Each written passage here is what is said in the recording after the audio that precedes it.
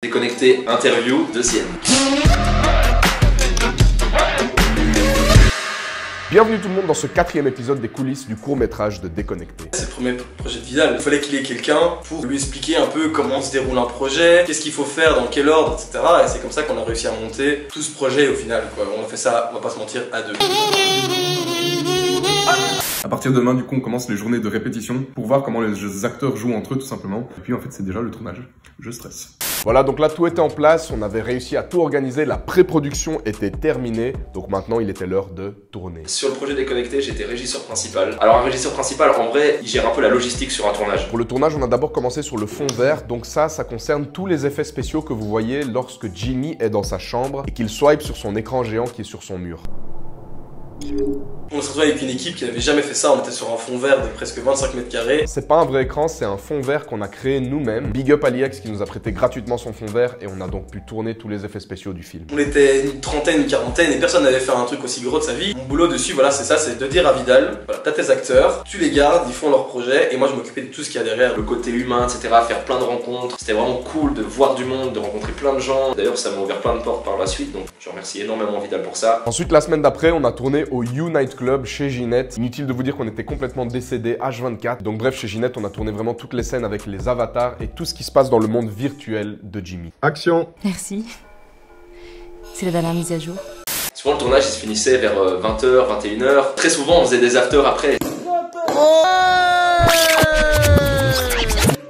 On s'est retrouvé à une centaine de personnes dessus. On enchaîne. C'est un bordel total, 3 jours en boîte de nuit avec autant de personnes à gérer, c'était chaud. C'était extrêmement compliqué parce qu'il y avait plein de figurations à gérer. J'ai pris aussi la responsabilité, avec Léa Capon, de m'occuper des figurants. Vraiment, de base, en commençant ce projet, je pensais que ce serait un truc beaucoup plus facile avec peu de matériel, peu de déguisement. Pas du tout. C'est devenu un truc super compliqué. Et tant mieux parce qu'au final, c'est grâce à toute cette équipe technique qu'on a pu réaliser en fait le résultat et l'image que vous voyez à l'écran. Tout le monde était impliqué à 100% alors que personne n'avait été payé. Et on a créé un projet dingue, tellement professionnel, en étant tous des amateurs. Ensuite, la semaine d'après, on a tourné AliEx dans la chambre de Jimmy où on a recréé entièrement en fait une chambre un petit peu futuriste. C'est moi le réalisateur, À partir d'aujourd'hui, c'est moi le réalisateur, les gars.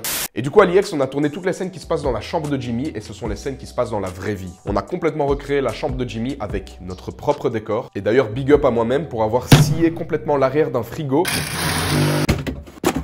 Pour toutes les scènes que vous voyez où Jimmy prend une canette à l'intérieur du frigo, en fait, nous, on tournait depuis derrière le frigo à travers un trou. Et d'ailleurs, autre anecdote, la marque de nourriture dégueulasse d'ailleurs que Jimmy mange qui s'appelle Foodie, c'est moi qui l'ai faite aussi. Et donc voilà, vraiment, tout est fait maison. D'ailleurs, si vous faites pause au bon moment dans le film, vous pouvez lire des petites annotations que j'ai mises derrière la canette. Je suis content d'avoir réussi à faire cette étiquette parce que ça rajoute vraiment quelque chose au film, je trouve. Par contre, mon rêve pour l'assistance vocale que Jimmy a dans sa chambre. Tu as un profil virtuel parfait, Jimmy. Je vais pas te mentir, je suis assez fier de cet objet. Ça, c'est commandé sur Amazon aussi. 80 € par contre. Là, ça commence à faire mal les dépenses, tu vois. Et en fait, de base, c'est un globe. C'est une map monde qui vole grâce à des aimants ici. Alors évidemment, avec Steve, on s'est amusé à la peindre en blanc et donc ça donne cet effet un petit peu futuriste. Ouais, on est vraiment derrière la caméra, on est dans la technique et tout. Et puis voir le résultat final, c'est fou quoi. Ensuite, le week-end d'après, on a dû tourner toutes les scènes à l'extérieur. Donc là, c'était un peu galère, je vais pas vous mentir, on a trouvé les lieux de tournage vraiment la veille du tournage. Dans une zone un peu industrielle comme ça, avec des cheminées, des usines à gauche, à droite. Ça donne de nouveau cet effet un peu apocalyptique. Et après, grâce à des effets spéciaux qui ont été effectués par Simon, on a pu rendre ce lieu encore plus futuriste en y ajoutant des éléments de décor. Par exemple, tous les immeubles que vous voyez à l'horizon, ce sont des faux immeubles. Ils n'existent pas. Tous les tuyaux et les câbles qui passent au-dessus de la scène à l'extérieur n'existent pas. Simon les a rajoutés par après grâce à un programme de 3D. Le dernier jour de tournage, on a tourné à l'atelier de peinture. Et donc là, on a tourné toute la scène où Jimmy arrive dans l'atelier de peinture pour rejoindre Emma et la voir dans la vraie vie, tout simplement. Ce qui était compliqué avec cette scène, c'est qu'il y avait un gars à poil, en fait, tout simplement.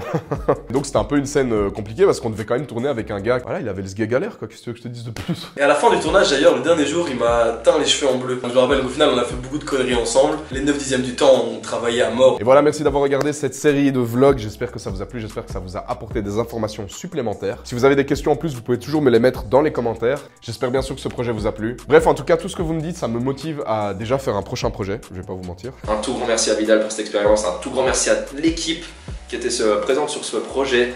Et comme j'ai dit, j'espère que je serai invité au prochain. Je serai invité? Peut-être. J'espère. Si t'es sage. Allez voir sur YouTube, c'est important.